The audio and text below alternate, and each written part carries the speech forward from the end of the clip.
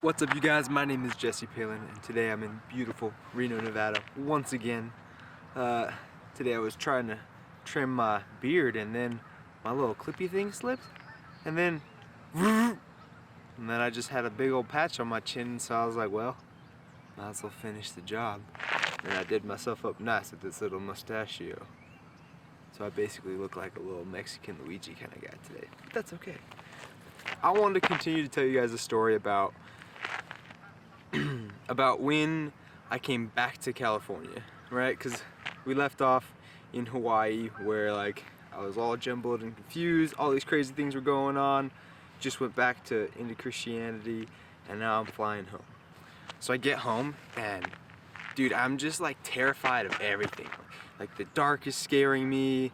When people are yelling, it freaked me out. Like I was just hypersensitive to everything. I think that's the best way to describe it, actually. I was hypersensitive to every sound, noise, person, everything. I could feel it, hear it, all of it. It was just way too much. You don't realize how many blocks and stuff we have inside of our head that push things out, so you don't have to feel different things and you don't have to take in all these senses all at once. But like I was lacking that at that time. I remember that like I had to sleep in my sister's room because I was just too scared to sleep alone and be in the dark. If it was past 10 p.m. I couldn't be by myself because it was just like all like this bad evil shit would just like start coming to me, and I'd be like, no, I don't want it, help me.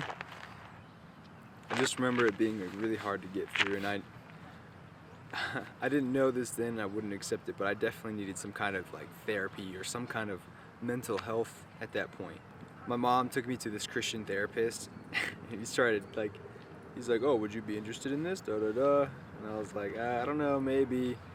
And then I told him a little bit about the psychedelic experiences I have. He's like, oh yeah, I used to do that stuff, but all that stuff just is crazy and this and that and the other, and none of it's real, and it's just a bunch of fake stuff. And I'm like, this guy doesn't get it. This guy doesn't understand me. I can't talk to this guy. He'll never understand the things I've seen, things I feel, things I've done. So I would go forward from there, and eventually I started to feel a little bit better. Remember, I got back in touch with the girl I was dating, but then like it just wasn't that fun anymore to be in that relationship, because I felt like she just didn't have the experience that I had. It was that simple, you know. I went and traveled like to Hawaii and lived this crazy wild life, and then she just like, you know, stayed in our hometown where nothing fucking happens. And so I couldn't, yeah, we just couldn't relate anymore. So it ended up like not really working out. This is like early March, April, May, and then I think around June, July, I started feeling better. I was like building up Jesse back, right? Because prior to this, like Jesse was gone, basically. Like all the characteristics and traits of this human being, of Jesse, like were gone, cut away. All the bullshit. It's like a diamond, or you know, some kind of precious stone that has like dirt all over it, and like it's covered in rock and stuff. It was like all the mushroom trips and stuff was just cutting away all that crap. Fucking might even just cut too deep. It did. It cut. It was too raw. It was too raw to like live in this world, and so it just wasn't working. I remember my family told me, some of them said that like, oh, like Christian Jesse was the best Jesse. They were talking about like when I was all fucked up and like I wasn't even like sane in the head, and they're saying that's the best Jesse. They're tripping.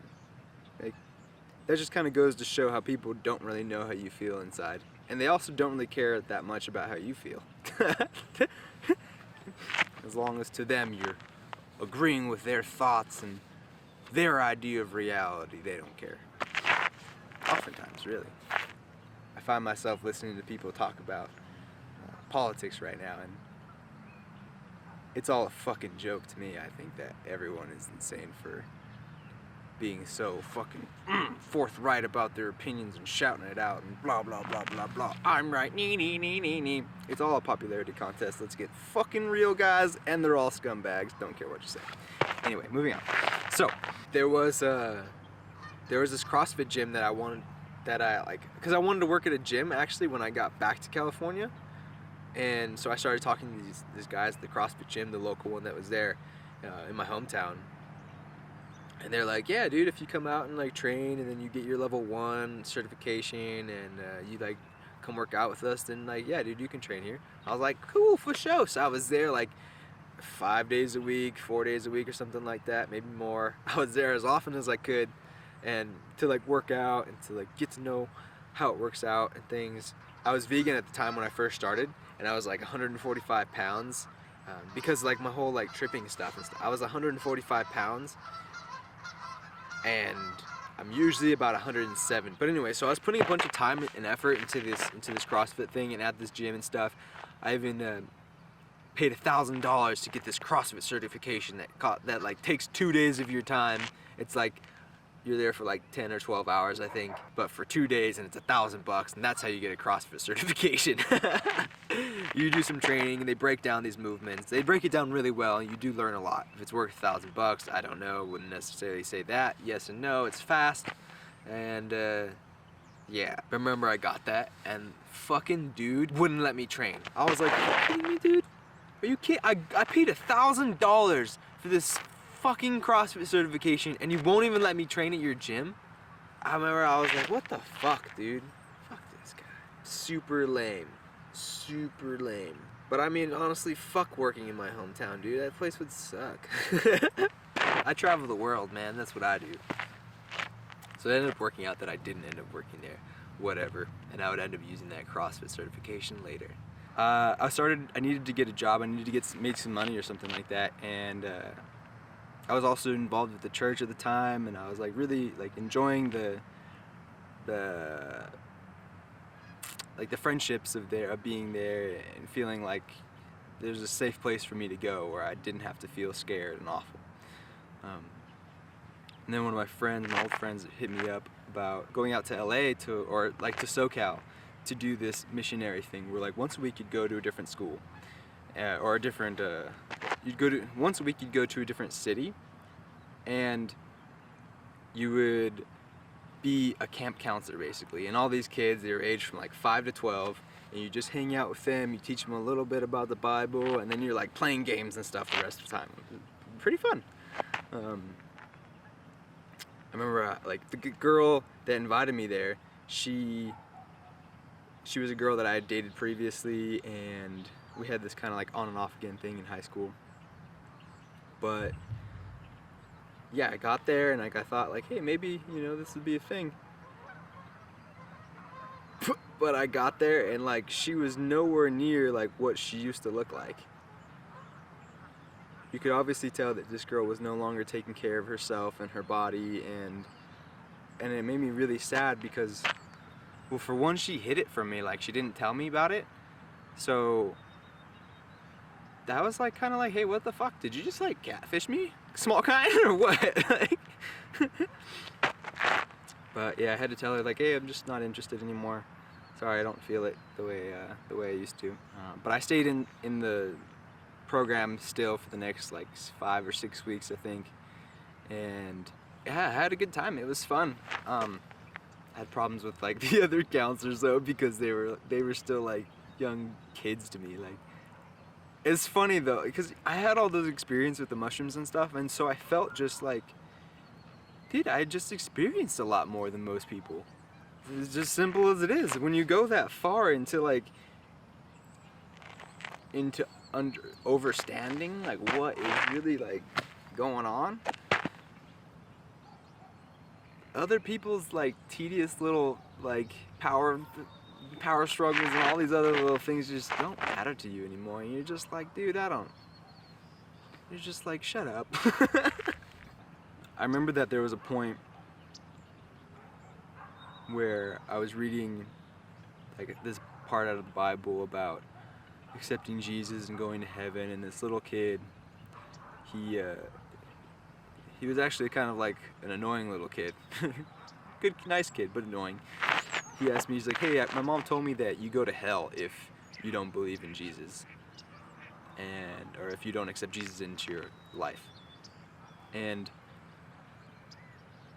I was like, fuck, dude, that's not true at all. No, it's not. Don't believe that.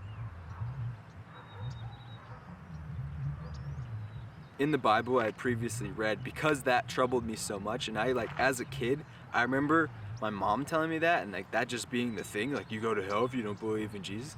Dude, I remember asking my mom if, like, so does that mean, like, my friend, this and that and the other, they're all gonna go to hell because they don't believe in Jesus? I just remember bawling out and crying because I felt so bad that just because these guys didn't have the same ideal and concept as me, that they were gonna burn in fucking fiery flames for the rest of their life, for all eternity.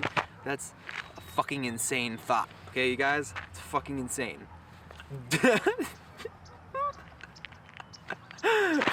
They didn't do it right for 15 years, so send them to hell. That shit's wild. But I told the boys, like, no, that's not true. There is a verse in the Bible that mentions how ultimately it is up to God, regardless of, like, where they're from, who they are, and what kind of life they lived and what they believed. In the Bible it says it's up to God, whether they go into heaven or they go to hell. It's not what I believe. I question whether there even is a heaven. There's definitely, I'm pretty sure hell is just you making your life like shit, to be quite honest. I think you can make your life heaven or you can make your life hell. But there's definitely pieces of hell that your parents give you. And I'm working on that shit. Maybe there's another realm beyond this that you can exist on. But it wouldn't be the same. But that's a topic for another episode, I think. But it was at that point there with that boy that I realized I can't do this. I can't be telling these kids, feeding them lies, what I felt like were lies. Because, yeah, I felt like a lot of the stuff I was teaching them was bullshit.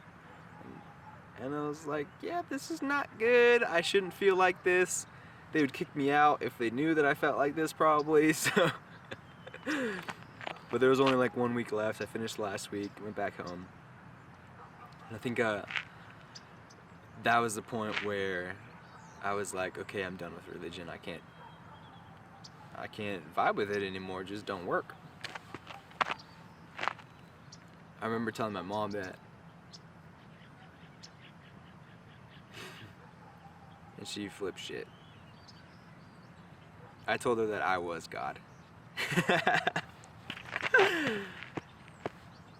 Because that's honestly what I believe. I believe that everything actually here is God, the proverbial God. I don't even know what proverbial means, but everything is alive. This camera, the phones, your plastic, everything around is alive, and it's all connected. It is all one. I and I, you know about that? The Ross is saying I and I. I tried to explain that to her, and she called me the devil, said that I was evil, and that, I don't know, she just said a bunch of other, like, really horrible, horrible things to me. And then she kicked me out and told me to leave again. I think this was the second time I got kicked out of the house. And I remember moving into my friend's house and with her parents, and they took really good care of me, and I was really happy to be there. And I think I was living in San Jose at the time, and then I was commuting to school. I remember because I started school because I need more money, and school pays me to go to school because my parents are so broke they don't know how to make money. So I was taking these classes. I was getting, like, I think I get $5,000 for the year, something like that, and they give you like $1,400 up front, so I was able to get a car and stuff. And yeah, so I was living out there, and then I was commuting 70 miles to work, or to school, and working at Yard House down the road in Santa Clara. But I would go to school for 2 days a week on Tuesdays and Thursdays, but I would be there all day long, like from like 7 in the morning to like 10 o'clock at night, 2 days a week. And I was taking 21 units, and I just started smoking weed, and I just got a hold of Adderall.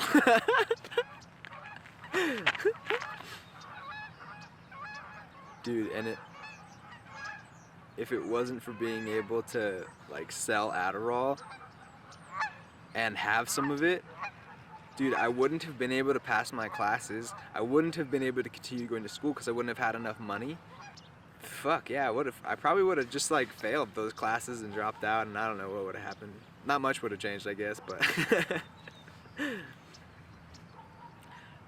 I did have a good time in college. I mean, because this time around, like, I decided I just wanted to take the classes that I actually wanted. I did take like a biology class that I fucking hated. Oh, it was just so boring. I just wanted to like, oh, every class. It was so bad. I think I barely passed it with like a C or a B or some shit. But I was doing musical theater, and I actually really, really loved that class. I had so much fun in it because I got to sing and dance, which I had never done before up until that point. I've acted on stage in high school, but I never sang and danced, and that's kind of like the next level. And I never, like, dancing I'm okay with, but singing is the next level, because you're singing in front of people, like, and it's something that I had, up to that point, had like barely practiced at all. Like, I almost never practiced singing. Now it's developed more, and I have like a Frank Sinatra, Dean Martin, Michael Bublé kind of vibe when I sing, mostly. When I sing, because I like to sing a lot of old school stuff. I would end up dating this girl, and this girl was just not right for me. She just wasn't what I needed. And I knew that before I got in the relationship, but I got into the relationship anyway. It's just like, why the fuck do we do that? I mean, I was young. I think I was like just turning 21 when I met her.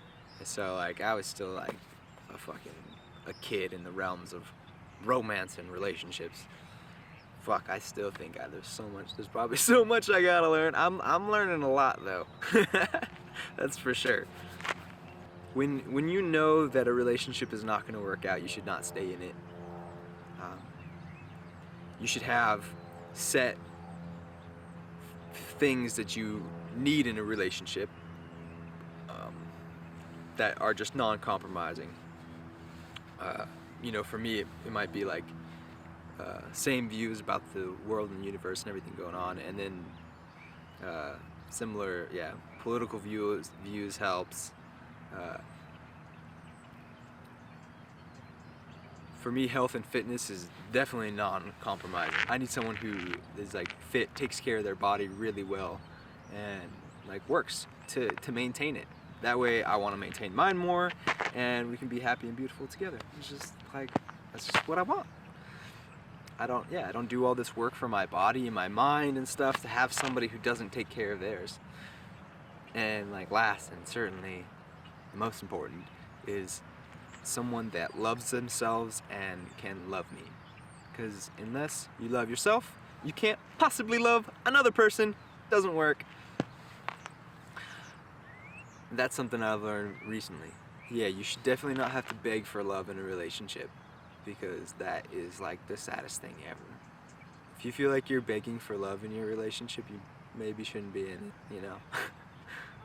I'm gonna cut there and get some water. Had to get some water. I leave it in my car, and my car was so cold last night that it's frozen.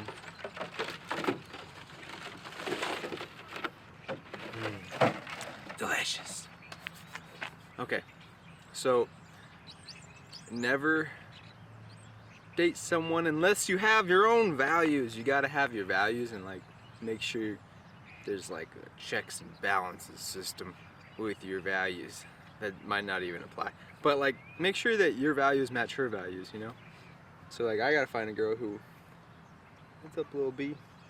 I gotta find a girl who wants to stay fit and healthy, who encourages me to be awesome, and I can encourage her to be amazing.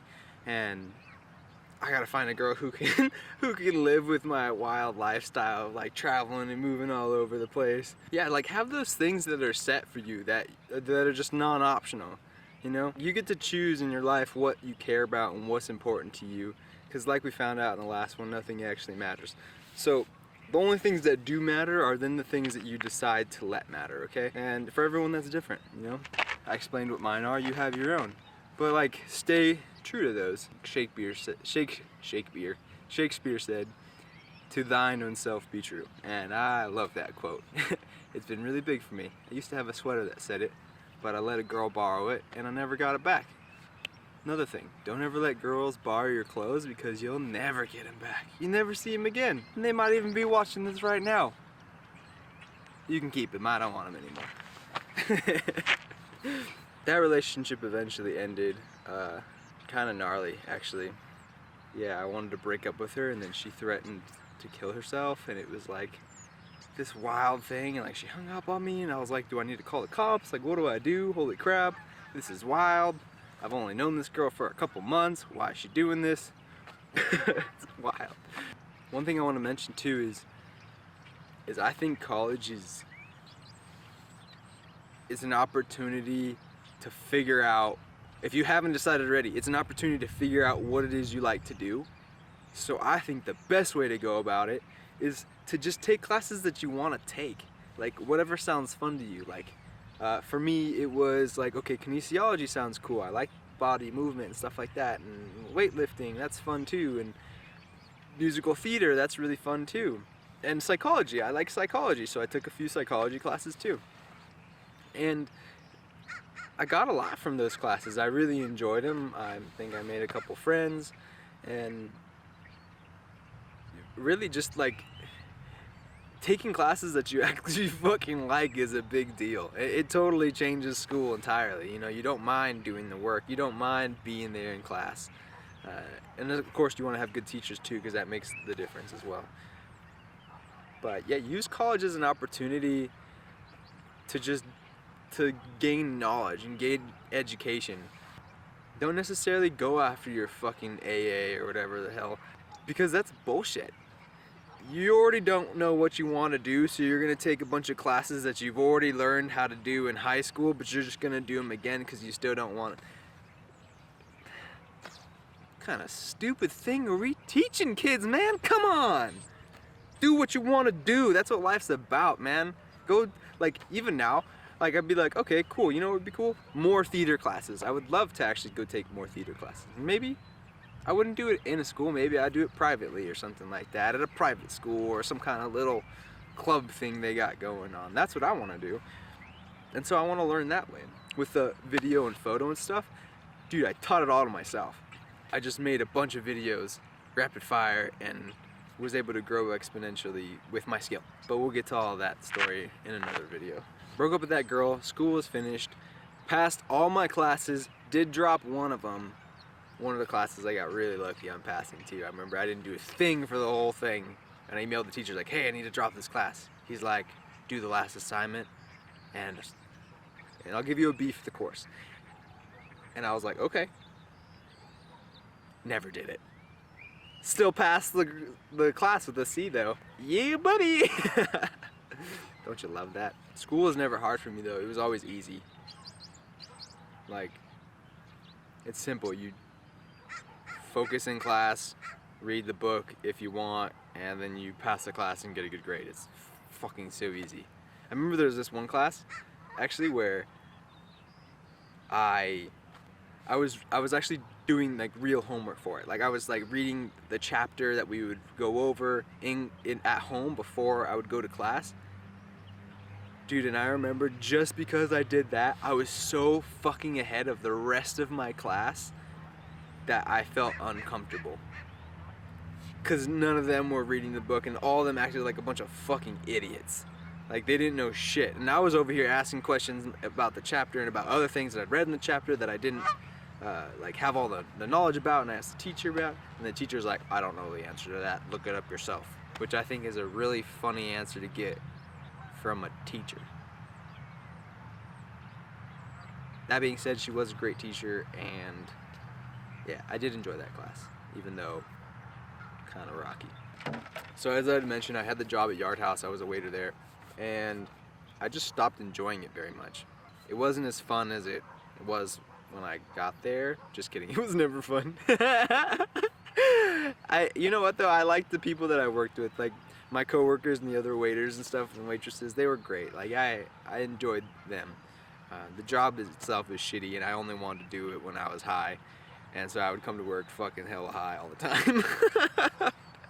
And I would make like little mistakes I would make because I was high, but I was like, it's okay, it's okay. I wouldn't want to do this job sober. I remember one time even the manager caught me fucking loaded.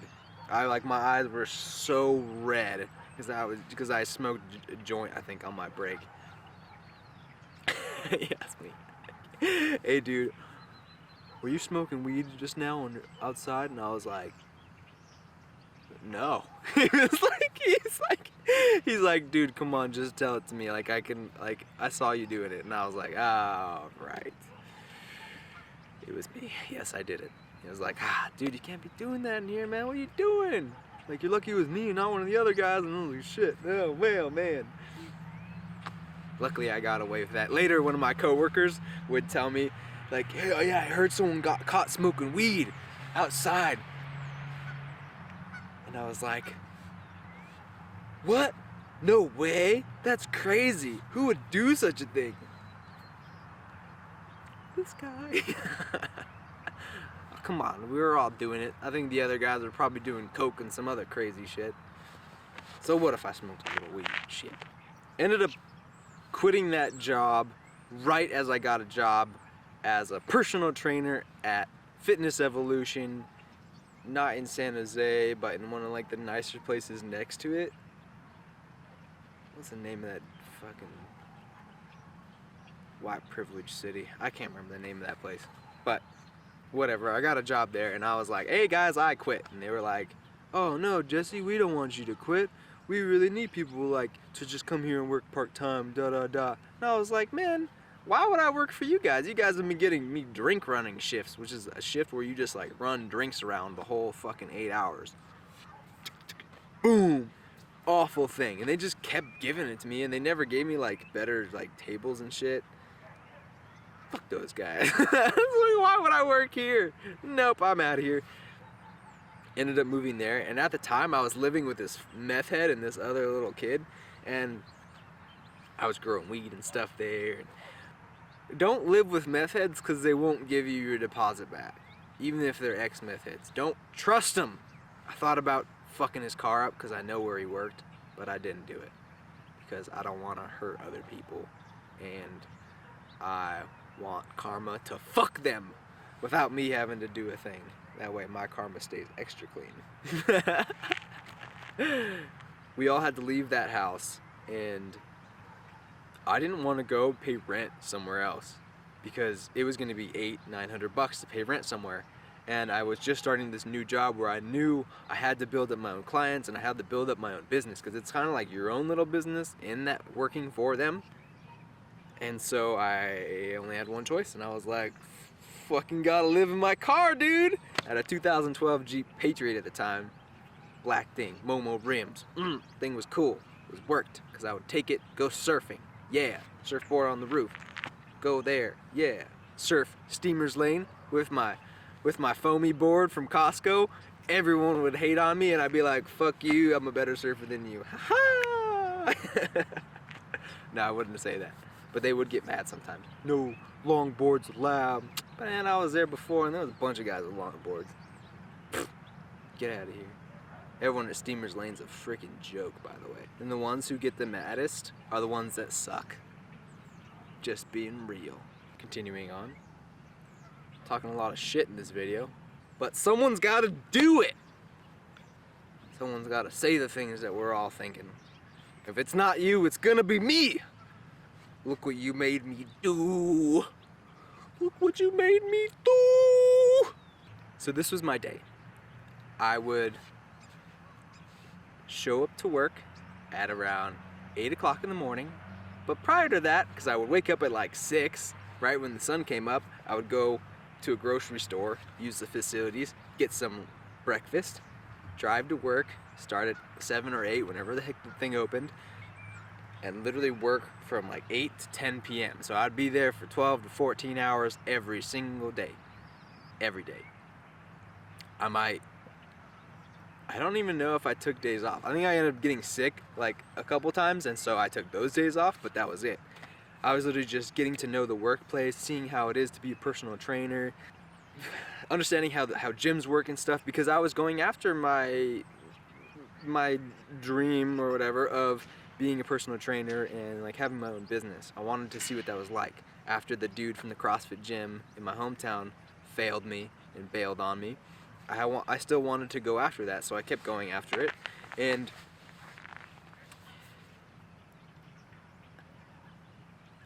I learned a lot.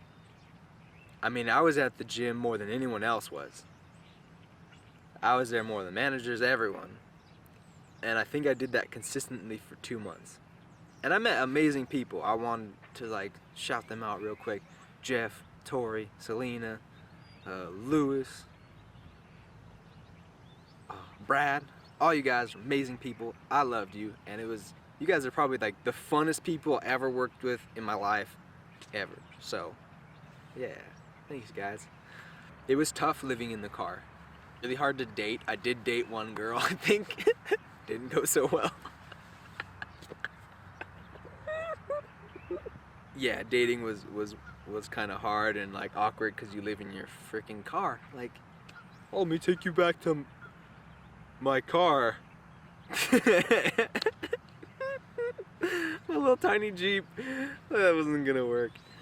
I'm trying to remember if there's any other things that I like really gained from that place. I mean, I really just learned how to be a personal trainer there. I mean, I was there all the time. I ended up getting good clients and stuff, and it was wonderful to work with them and to change their lives and make them feel better and happier. And like I saw them like get happier and happier and happier every time they came to see me, and it was so great.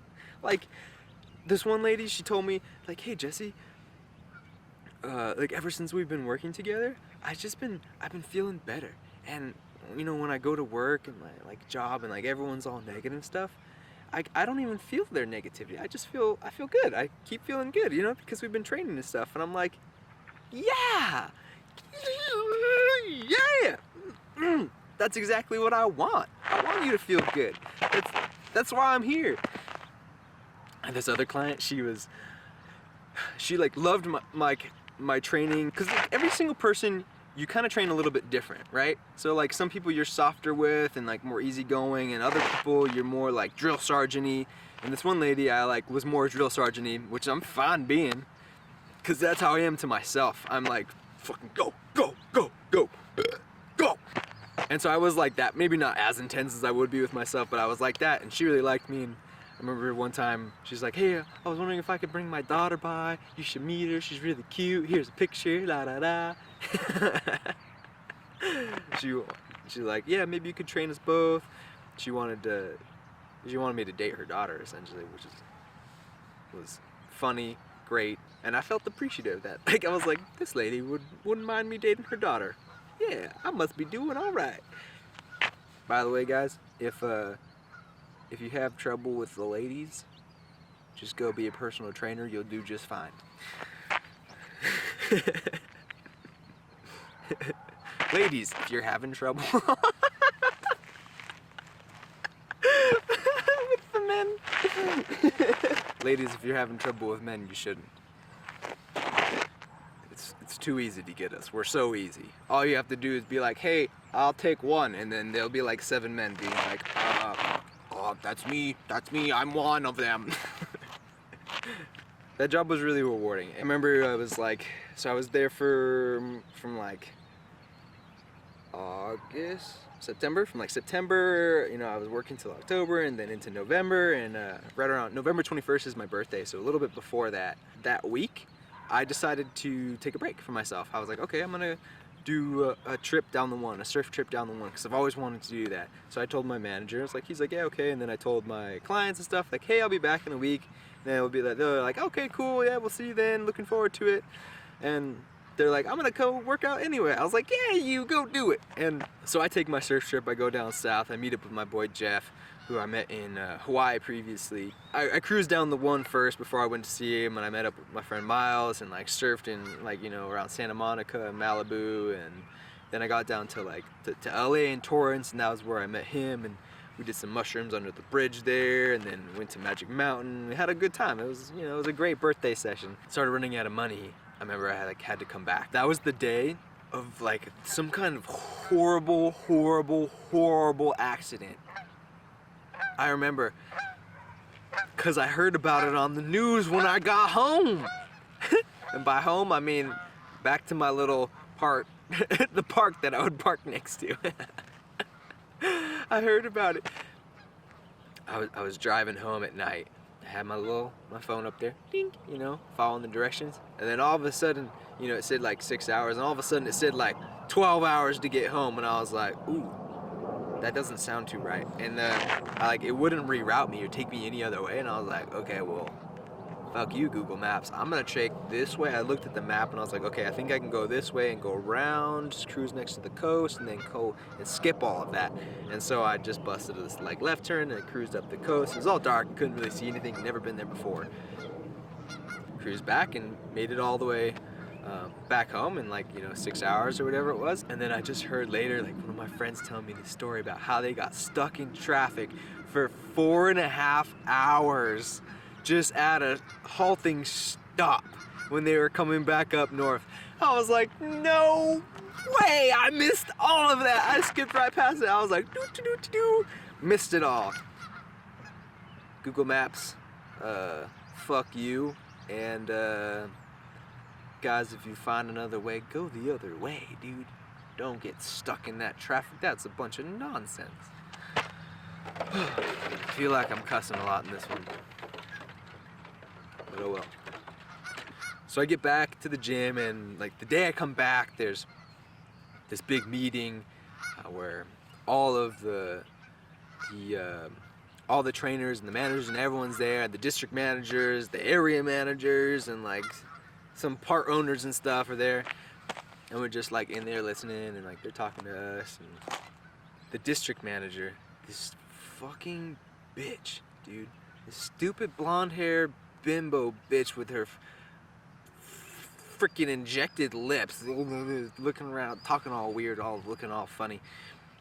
She goes, in the middle of everyone's there, she's like, Jesse, where have you been? And I was like, I was on a vacation, it was my birthday, I went down to SoCal. She's like, you can't just do that, you can't just leave whenever you want to. I was like, I thought I was a personal trainer and I get to make my own schedule, that's why I do this job. She's like, well, what about your clients? And I was like, well, actually, I told them all that I was going to be gone. They said, it's cool, have a great time. They were going to come and train anyway.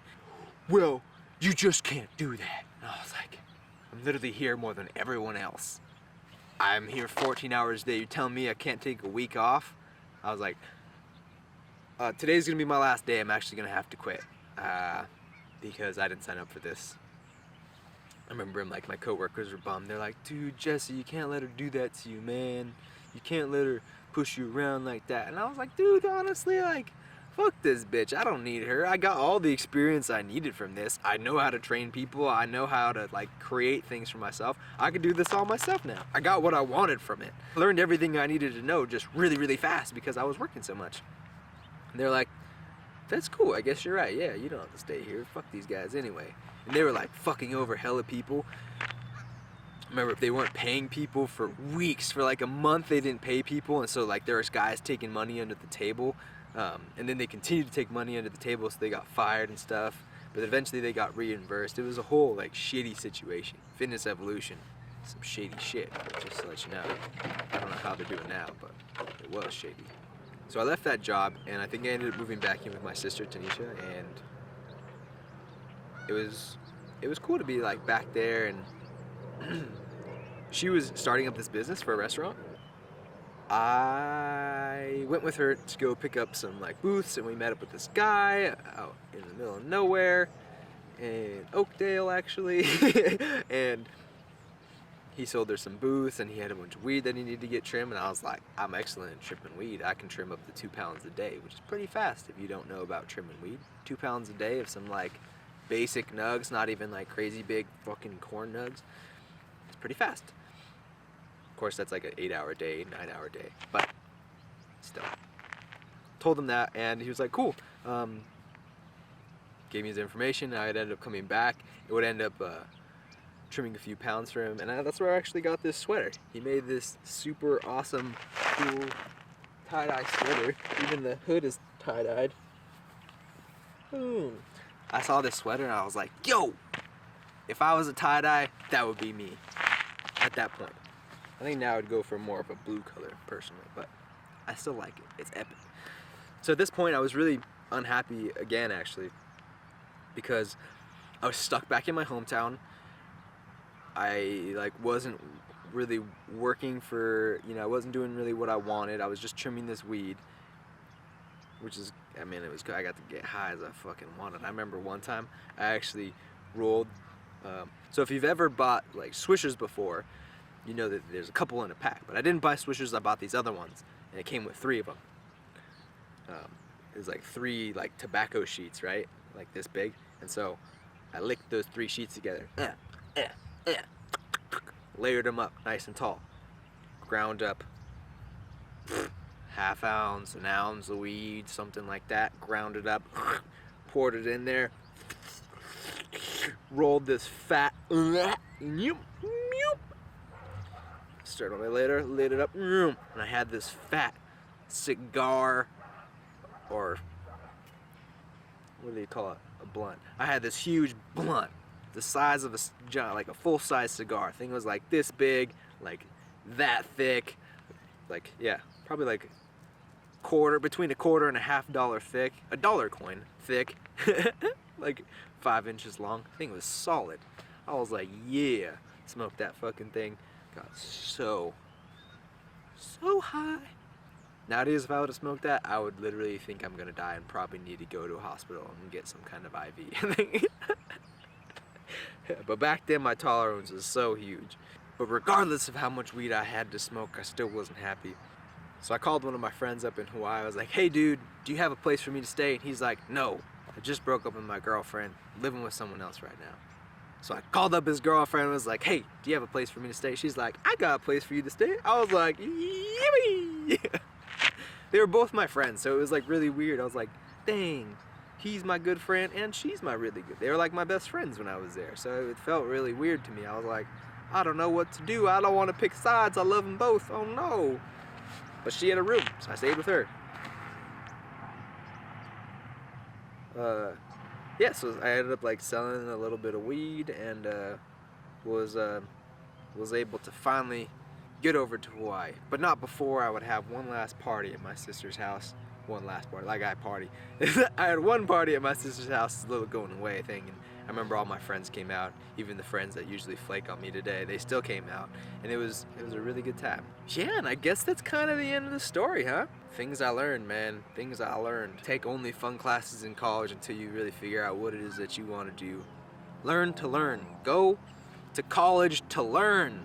Don't go to college to get a degree. Go to college to learn, man. That's the whole thing. People forget that. They think they gotta go get a degree. No, you don't. You just gotta go learn something, dude. Find a trade. Figure out what it is you love. All the smartest guys don't have degrees. That might not be true, but there's a lot of people who went out there and did awesome stuff who don't have degrees. Whoop, whoop, whoop, whoop, whoop. Okay, so now to recap on everything that happened. Fucking don't trust everyone. You gotta be careful with mentors, apparently, because I thought mentors would all just be cool to you, but some mentors, they don't give a fuck about you. So make sure they actually give a fuck about you. Date girls that are actually good for you. Go to school to learn. A great way to learn fast is to just dive deep. Like, just full dive in. Don't fucking tippy toe in, dude. You'll never learn nothing. Like, you gotta go full immersion into that stuff. Fully get, like how I did into the personal training thing. Because I did that, I gained a vast amount of knowledge really fast. Like, most people would have taken years to get everything that I gathered in those 2 months. Full immersion. Great way to learn like anything. And I would end up using this technique for multiple things that I do. I just go ham. It's a great way to learn fast. Yeah. That's about it. Next episode, Hawaii Part 2, baby. And oh yeah, that's where it starts getting exciting again. Hey, you know what? Thanks for watching, you guys. I really appreciate you guys tuning in again. I really hope you enjoyed this one and gained something from it. Take what you can from these, you know. Everything I'm saying may not resonate with you, and maybe some of it does. And whatever it does, I hope it helps. And I look forward to telling you guys the story of being back in Hawaii. My little flip-floppity life. It's kind of wild. But yeah, thanks again, you guys, for tuning in. I'll see y'all on the next one. Shoots! Look at all these birds. What? There's millions of them. Oh my god. Birdie, birdie, birdie, birdie, birdie, birdie, birdie. Want to see something funny?